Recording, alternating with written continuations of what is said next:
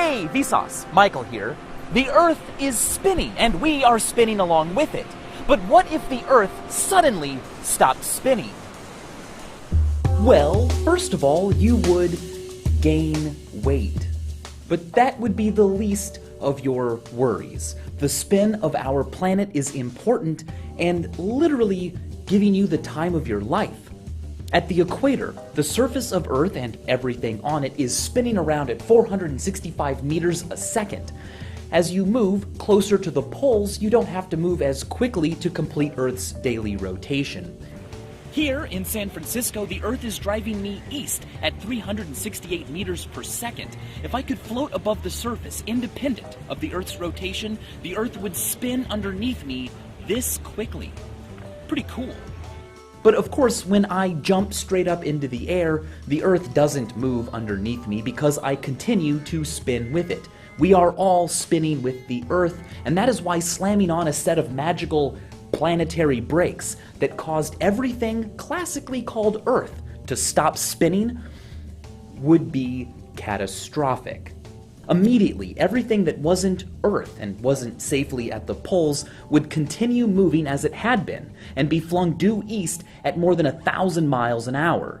You wouldn't be flung into space because escape velocity is 24,800 miles per hour, but your body would instantly become a 9.5-inch caliber bullet.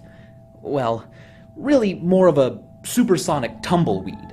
Because the atmosphere would more gradually slow down, people in airplanes, assuming they could navigate the resulting storms, might have a better chance of surviving. Astronauts aboard the ISS would fare even better, but it is unlikely that anyone would be waiting for them down on the ground. Runways would just be entrances to the new planet-sized graveyard created by the no longer spinning Earth. People really near the poles might be okay, but only at first. Gusts of wind as fast as those near an atomic bomb detonation would blast past the surface and up into the sky, forming worldwide storms of unprecedented magnitude. The friction alone, caused by the now stopped Earth colliding with these winds, would be enough to cause massive fires, unparalleled erosion, and damage to anything strong enough to stay put after the initial braking.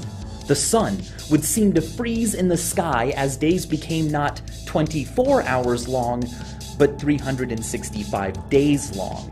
Without spinning innards, Earth's protective magnetic field would cease to exist, and we would be dosed with deadly amounts of ionizing radiation from the sun. The oceans would surge onto land in tsunamis kilometers high and wash over nearly all dry land before migrating to the poles, where gravity is stronger, no longer held to the ocean basins by the inertia Earth's spin gave them, until Earth itself, no longer bulging an extra 42 kilometers around its equator because of its rotation, slowly compressed into a more perfect sphere than it is now, possibly allowing the oceans to eventually return somewhat. That is what would occur if it actually happened. It won't actually happen, but whoa, its rotation is slowing down. More on that later. First, if the Earth really is spinning so quickly, why can't we feel it? Why doesn't the Earth's rotation make us dizzy? Well, lucky for us, the change in velocity is just too gradual. The Earth is too huge. It's like driving in a car that takes 6 hours and 6,000 miles to make one left turn. It's not sudden enough to register with our senses. But that change in velocity is real, and it makes us weigh less because of inertia. On our spinning planet, your velocity is constantly changing, but always tangential to the circular path you are being dragged along. Now, because inertia is a property of matter, which includes your body, without a force acting upon us, we would slowly leave the surface of Earth. Luckily, the Earth is exerting a force on us, a center-seeking centripetal force delivered by gravity. The centripetal force required to keep you along a circular path with Earth is subtracted from Earth's total gravitational pull on you. The remaining force simply pushes you down toward the center of the Earth. It gives you weight. At the equator, if the Earth didn't spin and no centripetal force was required to keep you with the Earth, you would weigh 0.3% more than you currently do.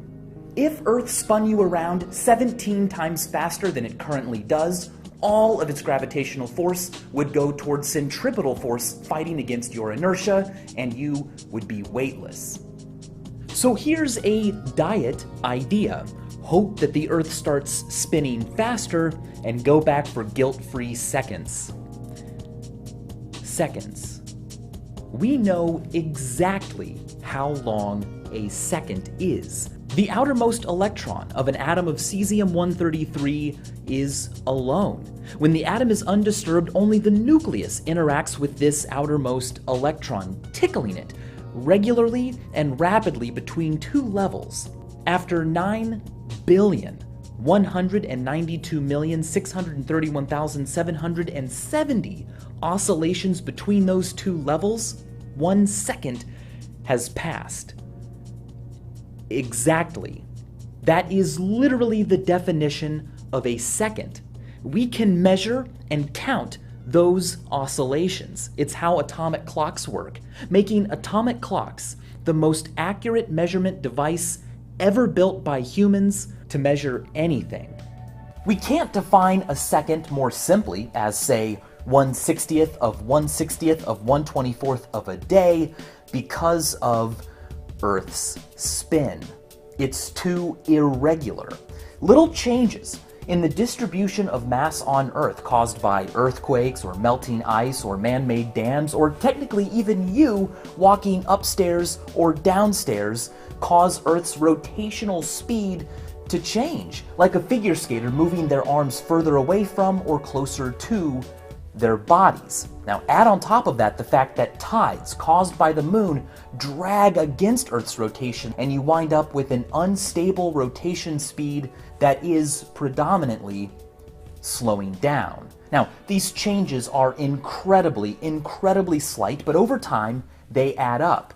In 140 million years, a day on Earth will not be 24 hours long, it will be 25. That might not sound like much, but in order to do important things like deliver accurate GPS information, we need a more accurate timekeeping device than that. So as a solution, scientists keep the pace of seconds using atomic clocks, TAI time, and other scientists measure the changing speed of Earth's rotation by observing distant stars and quasars. Now, every few months, they find out just how behind or ahead Earth is running, and if it's getting too close to being a second off, they decide to add or subtract a second from the current year. The result is the time used almost everywhere, including your phone, UTC. Since this system began in 1972, 25 leap seconds have been added. What this means is that clock time is and has to be a manufactured product, with upgrades and tune-ups administered periodically after defects are noticed. The time we give to now and the future is only ever approximate. That's weird, but it's also entirely not weird. As Demetrius Matsakis, the chief scientist of time services for the U.S. Naval Observatory, puts it, we save lives and we end lives. We add time and we can take time away, but in both cases we do so without completely understanding exactly what life is or what time is. Regardless, thank you for spending some of yours with me, and as always, thanks for watching.